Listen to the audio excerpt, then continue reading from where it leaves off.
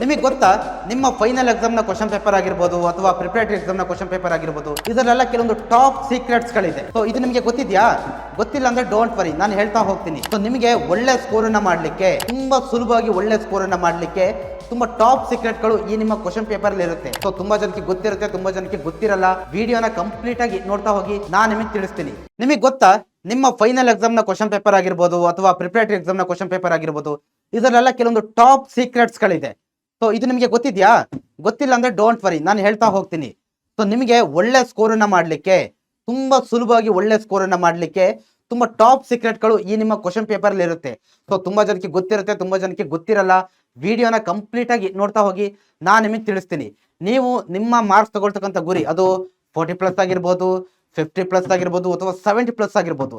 ಯಾವುದೇ ಸ್ಕೋರ್ ನಿಮ್ಮ ಗುರಿ ಇದ್ರೂ ಕೂಡ ಅದನ್ನ ತುಂಬಾ ಸುಲಭವಾಗಿ ಸ್ಕೋರ್ ಮಾಡಲಿಕ್ಕೆ ಈ ಸೀಕ್ರೆಟ್ಸ್ಗಳನ್ನ, ಈ ಕ್ವಶನ್ ಪೇಪರ್ನ ಟಾಪ್ ಸೀಕ್ರೆಟ್ಸ್ಗಳನ್ನ ನೀವು ತಿಳ್ಕೊಂಡ್ಲೇಬೇಕು. ಸೊ ಇಲ್ಲಿ ಗೊತ್ತಿಲ್ಲ ಅಂತಂದ್ರೆ, ನೀವೇನೋ ಈ ವಿಡಿಯೋ ನೋಡ್ಲಿಲ್ಲ ಅಂತಂದ್ರೆ ನಿಮಗೆ ತುಂಬಾ ಲಾಸ್ ಆಗುತ್ತೆ. ಓಕೆ, ಹಾಗಾಗಿ ಪೂರ್ತಿ ವಿಡಿಯೋ ನೋಡಿ ಮತ್ತೆ ನಿಮ್ಮ ಫ್ರೆಂಡ್ಸ್ ಜೊತೆ ಶೇರ್ ಮಾಡ್ತಾ ಹೋಗಿ. ಓಕೆ, ಸೊ ಆಮೇಲೆ ವೆರಿ ಇಂಪಾರ್ಟೆಂಟು, ನಾವು ಆಲ್ರೆಡಿ ಏನೋ ನಿಮಗೆ ಇಂಪಾರ್ಟೆಂಟ್ ಕ್ವಶನ್ಸ್ ಅನ್ನ ಕೊಡ್ತಾ ಇದ್ದೀವಿ. ಸೋಷಿಯಲ್ ಸೈನ್ಸ್ ರಿಲೇಟೆಡ್ ನಾನು ತುಂಬಾ ಕ್ವಶನ್ಸ್ ಅನ್ನ ಕೊಟ್ಟಿದ್ದೀನಿ.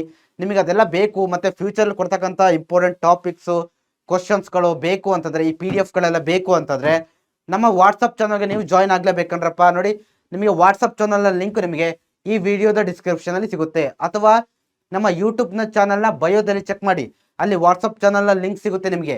ಅಲ್ಲಿ ನೀವು ಜಾಯ್ನ್ ಆದ್ರೆ ನಿಮಗೆ ಅಲ್ಲಿ ಎಲ್ಲ ಒಂದು ಇಂಪಾರ್ಟೆಂಟ್ ಅಪ್ಡೇಟ್ಸ್ಗಳು ಸಿಗ್ತಾ ಹೋಗುತ್ತೆ. ಮಿಸ್ ಮಾಡ್ಲಿಕ್ಕೆ ಹೋಗ್ಬೇಡಿ. ಓಕೆ, ಸೊ ರೆಡಿ ಇದ್ದೀರಲ್ವಾ? ಹಾಗಾದ್ರೆ ಕಮೆಂಟ್ ಸೆಕ್ಷನ್ ಅಲ್ಲಿ ಕ್ವಶನ್ಸ್ ಅಂತ ತಿಳಿಸ್ತಾ ಹೋಗಿ. ಕಮೆಂಟ್ ಸೆಕ್ಷನ್ ಅಲ್ಲಿ ಬರ್ಲಿ ಕ್ವಶನ್ಸ್ ಅಂತ ಹೇಳ್ಬಿಟ್ಟು ತಿಳಿಸ್ತಾ ಹೋಗಿ. ಓಕೆ, ಸೊ ನೋಡ್ತಾ ಹೋಗೋಣ. ಸೊ ನೋಡಿ, ಮೊದಲನೇದಾಗಿ ಬೇಸಿಕ್ ಇನ್ಫಾರ್ಮೇಶನ್ ಬಗ್ಗೆ ತಿಳ್ಕೊಳ್ಳೋಣ ನಾವು.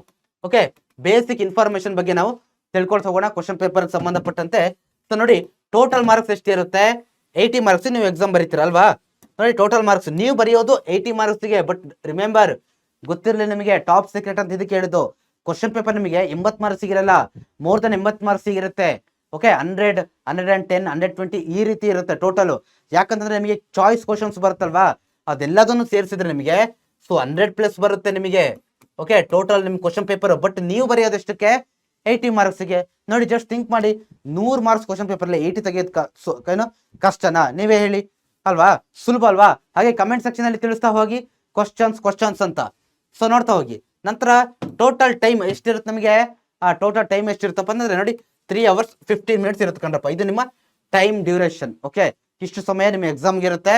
ದೆನ್ ಟೋಟಲ್ ಕ್ವಶನ್ಸ್ ಎಷ್ಟಿರುತ್ತಪ್ಪ ಅಂತಂದ್ರೆ 38. ಆಮೇಲೆ ಕ್ವಶನ್ಸ್ ನೋಡಿ, 38 ಅಲ್ಲ, ಆಕ್ಚುಲಿ ನೀವು ಬರೀಬೇಕಾಗಿರೋ 38 ಕ್ವಶನ್ಸ್ಗೆ.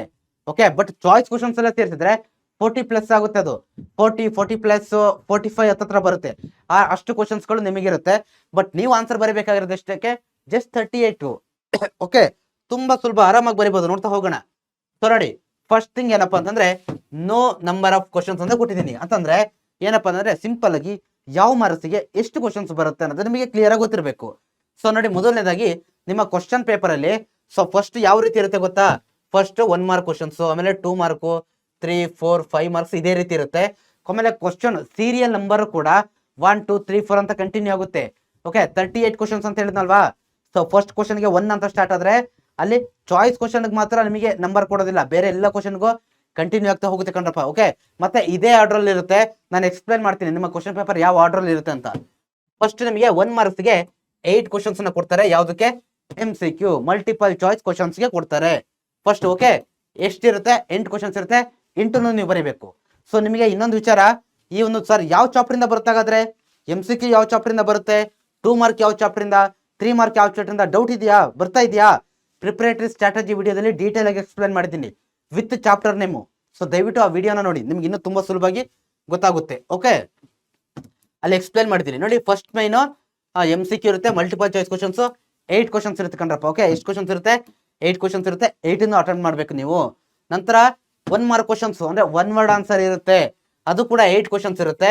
ಅದು ಓಕೆ, 1 ವರ್ಡ್ ಆನ್ಸರ್. ಸೊ ಎಷ್ಟಿರುತ್ತೆ? 8 ಕ್ವಶನ್ಸ್ ಇರುತ್ತೆ. ಕ್ಲಿಯರ್? ಇಲ್ಲೂ ಕೂಡ 1 ಮಾರ್ಕ್ ಕ್ವಶನ್ಸ್ಗೆ ನಿಮಗೆ ಚಾಯ್ಸ್ ಅನ್ನೋದು ಅವರು ಕೊಡೋದಿಲ್ಲ. ಸೊ ಕ್ಲಿಯರ್ ಇದೆಯಲ್ವಾ?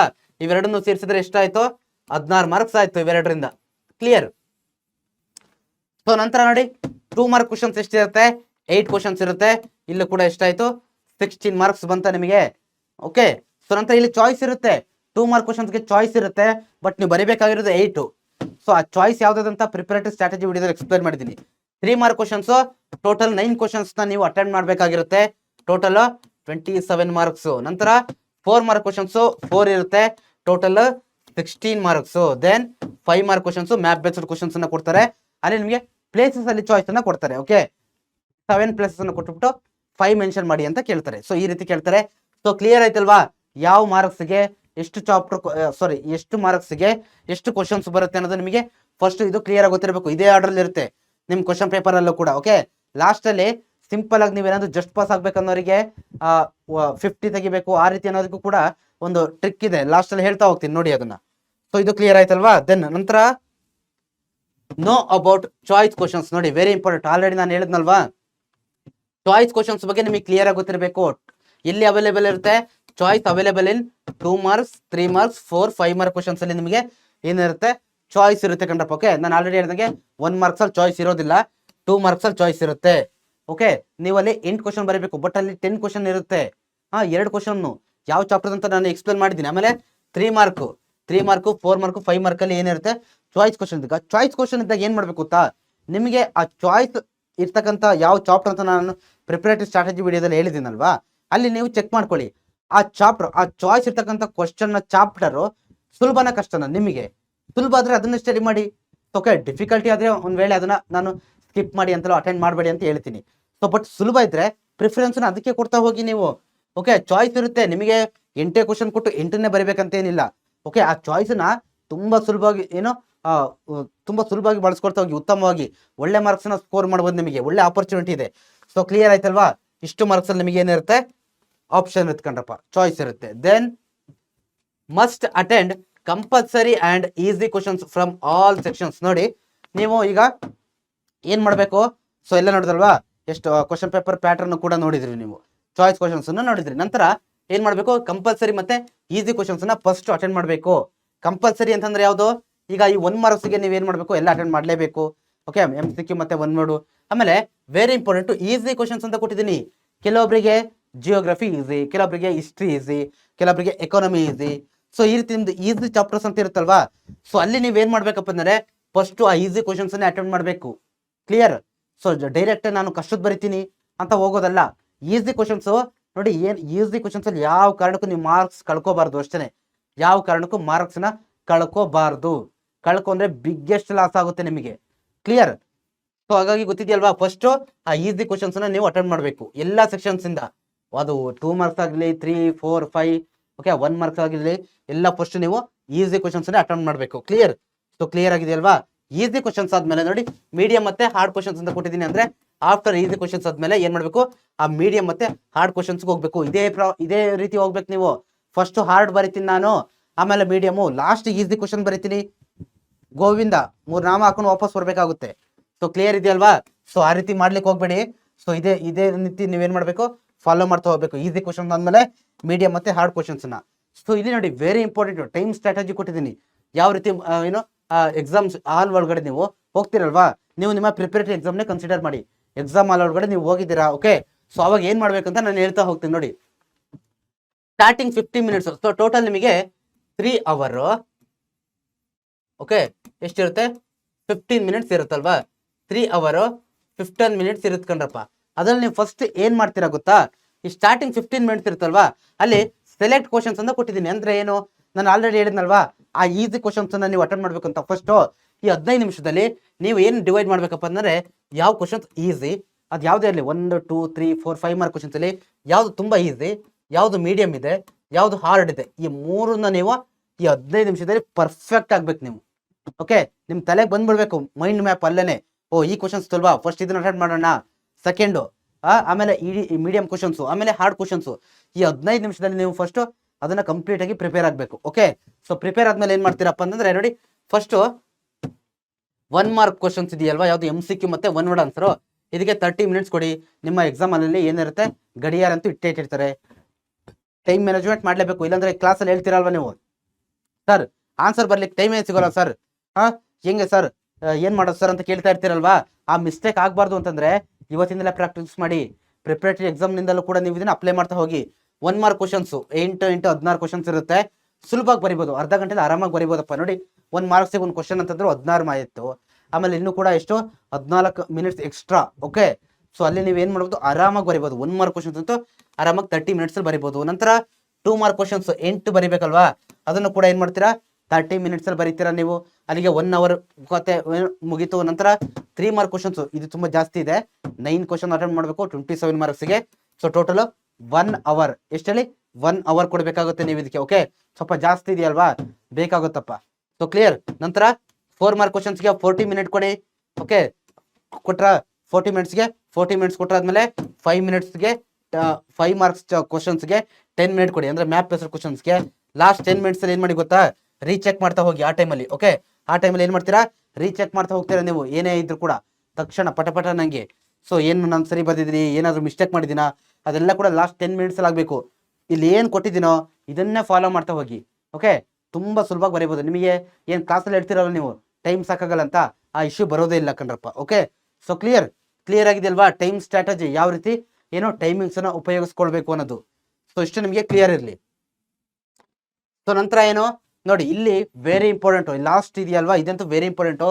ಸ್ಕೋರ್ 40 ಈಸಿಲಿ ಅಂತ ಕೊಟ್ಟಿದ್ದೀನಿ. ಇದು ನೋಡಿ, ನಿಮ್ಮ ಇಂಟೆನ್ಷನ್ ಅಥವಾ ನಿಮ್ಮ ಗುರಿ ಏನೇ ಇರಲಿ. ಓಕೆ, ಫಾರ್ ಎಕ್ಸಾಂಪಲ್ ಈಗ ಪ್ರಿಪ್ರೇಟರಿ ಎಕ್ಸಾಮ್ಸ್ ಹತ್ರ ಬರ್ತಿದೆಯಲ್ವಾ, ನಿಮ್ಮ ಗುರಿ ಅಲ್ಲಿ ನೀವು ಸರ್ ನಾನು ಜಸ್ಟ್ ಪಾಸ್ ಆದ್ರೆ ಸಾಕು, ಒಂದು 40 ಬಂದ್ರೆ ಸಾಕು, 45 ಬಂದ್ರೆ ಸಾಕಾಗಿರ್ಬೋದು, ಅಥವಾ 50 to 60 ಬರ್ಬೇಕು ಸರ್ ನಂದು, ಅಥವಾ ಎಷ್ಟು ಬರಬೇಕು 70+ ಬರ್ಬೇಕು ಸರ್, ಯಾವುದೇ ಆಗಿರಲಿ ತುಂಬ ಸುಲಭವಾಗಿ. ಅಥವಾ ನೀವೇನು ಇನ್ನೂ ಸರಿಯಾಗಿ ಪ್ರಿಪೇರ್ ಆಗಿಲ್ಲ ಅಂತಿರಲ್ವಾ ಕೆಲವೊಬ್ರು, ಸರ್ ಇನ್ನೂ ನಾನು ಸರಿಯಾಗಿ ಅಷ್ಟು ಪ್ರಿಪೇರ್ ಆಗಿಲ್ಲ ಅನ್ನೋರಿಗೆ ನೋಡಿ, ಫಸ್ಟು ದಿ ಬೆಸ್ಟ್ ಮೆಥಡನ್ನು ಕೊಡ್ತೀನಿ ನೋಡಿ. ಫಸ್ಟ್ ಏನು ಮಾಡ್ತೀರಾ ಗೊತ್ತಾ, 5 ಮಾರ್ಕ್ ಕ್ವಶನ್ಸು ಇದಂತೂ ಮಿಸ್ ಮಾಡೋಂಗಿಲ್ಲ. ನೀವು ಯಾವ ಲೆವೆಲಲ್ಲಾದರೂ ಇರಿ, ಇದಂತೂ ಮಸ್ಟ್ ಆ್ಯಂಡ್ ಶುಡ್ ಬರೀಲೇಬೇಕು. 5 ಮಾರ್ಕ್ ಕ್ವಶನ್ಸು ಫಸ್ಟು ಎಲ್ಲರೂ ಕೂಡ ಅಟೆಂಡ್ ಮಾಡಲೇಬೇಕು. ಮ್ಯಾಪ್ ಬೇಸ್ಡ್ ಕ್ವಶನ್ ಗೊತ್ತಿದೆಯಲ್ವಾ, ಯಾವ ಚಾಪ್ಟರಿಂದ ಬರುತ್ತೆ ಅನ್ನೋದೆಲ್ಲ ನಾನು ಹೇಳಿದ್ದೀನಿ ಡೀಟೇಲ್ ಆಗಿ ಲಾಸ್ಟ್ ವಿಡಿಯೋದಲ್ಲಿ, ಪ್ರಿಪ್ರೇಟರಿ ಸ್ಟ್ರಾಟಜಿ ವಿಡಿಯೋದಲ್ಲಿ. ಓಕೆ, ನೋಡಿ ಫಸ್ಟು 5 ಮಾರ್ಕ್ ಕ್ವಶನ್ಸನ್ನು ನೀವು ಬರೀಬೇಕು. ಓಕೆ, ಸೊ ಅದಾದಮೇಲೆ ನೋಡಿ ನೀವೇನು ಮಾಡಬೇಕಪ್ಪ ಅಂತಂದರೆ, ನಿಮಗೆ ಯಾರಿಗಾದರೂ ಓದೋಕ್ಕೆ ಕಷ್ಟ ಆಗುತ್ತೆ, ಸರ್ ನನ್ನ ಹತ್ರ ಈಗ ಅಷ್ಟು ಟೈಮ್ ಇಲ್ಲ, ಏನು ಮಾಡೋದು ಅಂತಂದರೆ ನೋಡಿ 27 ನೀವು ಬರೀ 3 ಮಾರ್ಕ್ಸು 4 ಮಾರ್ಕ್ಸಿಗೆ ಚೆನ್ನಾಗಿ ಏನಾದರೂ ಪ್ರಿಪೇರ್ ಆದ್ರಿ ಅಂತಂದರೆ, ಬ್ಲೂ ಪ್ರಿಂಟ್ ಪ್ರಕಾರ ಕೇವಲ 3 ಮಾರ್ಕ್ಸ್ ಬರೋ ಚಾಪ್ಟರ್ ಮಾತ್ರ ಅಥವಾ 4 ಮಾರ್ಕ್ಸ್ ಬರೋದು ಅಂತ ಆದರೆ ನೋಡಿ ಎಷ್ಟಾಗುತ್ತೆ ಇಲ್ಲಿ. ಸೊ ಎಷ್ಟಾಗುತ್ತೆ ಹೇಳಿ, 43 ಮಾರ್ಕ್ಸ್ ಇಲ್ಲೇ ಬರ್ತ್ಕೊಂಡ್ರಪ್ಪ. ಓಕೆ, ಇವೆರಡರಿಂದ 3 ಮತ್ತು 4 ಮಾರ್ಕ್ಸಿಂದ ಸೇರಿಬಿಟ್ಟು 43 ಮಾರ್ಕ್ಸ್ ಆಗುತ್ತೆ ನಿಮಗೆ. ಸೊ ಆರಾಮಾಗಿ ನೀವು ಪಾಸ್ ಆಗ್ಬೋದಲ್ವಾ. ಅಥವಾ ಇದಕ್ಕೆ ಇದು ಒಂದು 5 ಸೇರಿಸಿದ್ರೆ ಎಷ್ಟಾಯಿತು, 43 + 5 ಎಷ್ಟಾಯಿತು 48 ಆಯ್ತು ಅಲ್ಲಿಗೆ. ನೋಡಿ ಆರಾಮಾಗಿ 48 ಮಾರ್ಕ್ಸ್ ನಿಮಗೆ ಸುಲಭವಾಗಿ ಬರುತ್ತೆ. ನೀವು ಯಾರು ಜಸ್ಟ್ ಪಾಸ್ ಆದರೆ ಸಾಕು ಅಥವಾ 50 ಬಂದರೆ ಸಾಕು ಅಂತಿರಲ್ವಾ, ನಿಮಗೆ ನೋಡಿ 3, 4 ಮಾರ್ಕ್ಸ್ 5 ಮಾರ್ಕ್ಸ್ ಬಗ್ಗೆ ತುಂಬ ಸುಲಭವಾಗಿ ನೀವೇನು ಮಾಡ್ತಾ ಹೋಗಿ ಪ್ರಿಪೇರ್ ಆಗ್ತಾ ಹೋಗಿ. ಓಕೆ, ಯಾವ ಚಾಪ್ಟರ್ ಅಂತ ಎಕ್ಸ್ಪ್ಲೇನ್ ಮಾಡಿದ್ದೀನಿ ಪ್ರಿಪ್ರೇಟರಿ ಸ್ಟ್ರಾಟಜಿ ವಿಡಿಯೋದಲ್ಲಿ, ಅದನ್ನು ನೋಡ್ತಾ ಹೋಗಿ. ಅಥವಾ ಇನ್ ಕೆಲವೊಬ್ರು ಇರ್ತೀರಾ, ಓಕೆ ಸರ್ ಇಲ್ಲ ಸರ್ ನನಗೆ 4 ಮಾರ್ಕ್ಸಿನ ಬೇಡ, ನಾನು 2 ಮಾರ್ಕ್ಸು ಮತ್ತು 3 ಮಾರ್ಕ್ಸಿನ ಹಾಕ್ತೀನಿ ಅಂತಂದ್ರೆ ಎಷ್ಟು ಬರುತ್ತೆ ನೋಡಿ, ಎಷ್ಟು ಬರುತ್ತೆ. ಸೊ ಇದು ಕೂಡ ಆಲ್ಮೋಸ್ಟ್ ಅಷ್ಟೇ ಬರುತ್ತೆ, 43 ಹತ್ತತ್ರನೇ ಬರ್ತಾ ಹೋಗುತ್ತಲ್ವಾ. ಸೊ ನೋಡಿ ಇದು ಕೂಡ ಎಷ್ಟು ಬರುತ್ತೆ ಹೇಳಿ, 43 ಮಾರ್ಕ್ಸ್ ಬರುತ್ತೆ. ಯಾವುದು 2 ಮತ್ತು 3 ಮಾರ್ಕ್ಸ್ ಕುಡಿದ್ರು ಕೂಡ ಅಷ್ಟೇ ಬರುತ್ತೆ. ಓಕೆ, ನೀವು ಚೂಸ್ ಮಾಡಿ ನಿಮಗೆ ಯಾವ್ದು ಬೇಕು, ಯಾವ್ದು ಬೆಸ್ಟು. ಇದಕ್ಕೆ ಮ್ಯಾಪ್ ಒಂದು ಆ್ಯಡ್ ಮಾಡಿದ್ರೆ ಇದು ಕೂಡ 48 ಬರುತ್ತೆ. ನೋಡಿ ಎಷ್ಟು ದಿ ಬೆಸ್ಟ್ ಆಗಿದೆ. ಓಕೆ, ಅಥವಾ ನೀವು ಯಾರಾದರೂ ಇಲ್ಲ ಸರ್ ನಾನು 1 ಮಾರ್ಕ್ಸ್ ಮಾತ್ರ ಓದ್ತೀನಿ ಅಂತಂದರೆ ಅದನ್ನು ಓದ್ಬೋದು 16. ಓಕೆ, ಸೊ ಬಟ್ ಈ 3 ಮಾರ್ಕ್ಸ್ ಮಿಸ್ ಮಾಡ್ಲಿಕ್ಕೆ ಹೋಗ್ಬೇಡಿ ಕಣ್ರಪ್ಪ. ಓಕೆ, 3 ಮಾರ್ಕ್ಸ್ ತುಂಬ ಜಾಸ್ತಿ ಸಂಖ್ಯೆ ಇರೋದ್ರಿಂದ ಅದನ್ನು ಮಿಸ್ ಮಾಡ್ಲಿಕ್ಕೆ ಹೋಗ್ಬೇಡಿ, ಅದನ್ನು ಜಾಸ್ತಿ ಚೆನ್ನಾಗಿ ಪ್ರಿಪೇರ್ ಆಗ್ತಾ ಹೋಗಿ. ಓಕೆ, ಅಥವಾ ನೋಡ್ತಾ ಹೋಗಿ ಇಲ್ಲಿ. ಓಕೆ, ಸೊ ನೀವು 1 ಮತ್ತು 2 ಮಾರ್ಕ್ಸ್ ಚೆನ್ನಾಗಿ ಪ್ರಿಪೇರ್ ಆದರೆ 16 ಎಷ್ಟು ಬರುತ್ತೆ, 32 ಅಲ್ಲೇ ಬಂತು. ಓಕೆ, 32ನಾ ಇಲ್ಲಿ 32 ಬರುತ್ತಾ. ಸೊ ನಂತರ ಮ್ಯಾಪ್ ಒಂದು ಬರೀತೀರಾ ಅಂತ ಅಂದ್ಕೊಳ್ಳಿ, ಪರ್ಫೆಕ್ಟ್ ಆಗಿ ಎಷ್ಟಾಯಿತು 5, 32, 5, 37 ಆರಾಮಾಗಿ ಪಾಸ್ ಆಗ್ತೀರಾ ನೀವು. ಓಕೆ, ಈ ರೀತಿ ನೀವು ಚೂಸ್ ಮಾಡಿ ನಿಮಗೆ ಯಾವ್ದು ಬೇಕು, ನೀವು ಯಾವ ಒಂದು ಏನೋ ನಿಮಗೆ ಯಾವುದು ನೀಡ್ ಇದೆ, ನಿಮಗೆ ನಿಮ್ಮ ಮಾರ್ಕ್ಸ್ ಆಧಾರದ ಮೇಲೆ ನೀವು ಯಾವುದನ್ನ ಫಸ್ಟ್ ಜಾಸ್ತಿ ಅಟೆಂಡ್ ಮಾಡ್ತಾ ಹೋಗ್ತೀನಿ. ಈ ರೀತಿ ನೀವು ಈ ಟ್ರಿಕ್ಸ್ನ ಫಾಲೋ ಮಾಡ್ತಾ ಹೋದರೆ ತುಂಬ ಸುಲಭವಾಗಿ ನೀವು ಎಕ್ಸಾಮಲ್ಲಿ ಸ್ಕೋರ್ ಮಾಡ್ಬೋದು. ಓಕೆ, ಸೊ ಇದು ನಿಮಗೆ ಏನೋ ಕ್ವಶನ್ ಪೇಪರ್ ಸಂಬಂಧಪಟ್ಟಂತೆ ಟಾಪ್ ಸೀಕ್ರೆಟ್ಸ್ಗಳು ಕೂಡ. ಓಕೆ, ಸೊ ತುಂಬ ಜನಕ್ಕೆ ಇದು ಗೊತ್ತಿರಲಿಕ್ಕಿಲ್ಲ, ಇದನ್ನ ಫಾಲೋ ಮಾಡ್ತಾ ಹೋಗಿ ಇವತ್ತಿಂದಲೇ. ಓಕೆ, ಸೊ ಐ ಹೋಪ್ ನಿಮಗೆ ಇದು ವಿಡಿಯೋ ಯೂಸ್ ಆಗಿದೆ ಅಂತ ಅಂದ್ಕೊಳ್ತೀನಿ. Thank you students.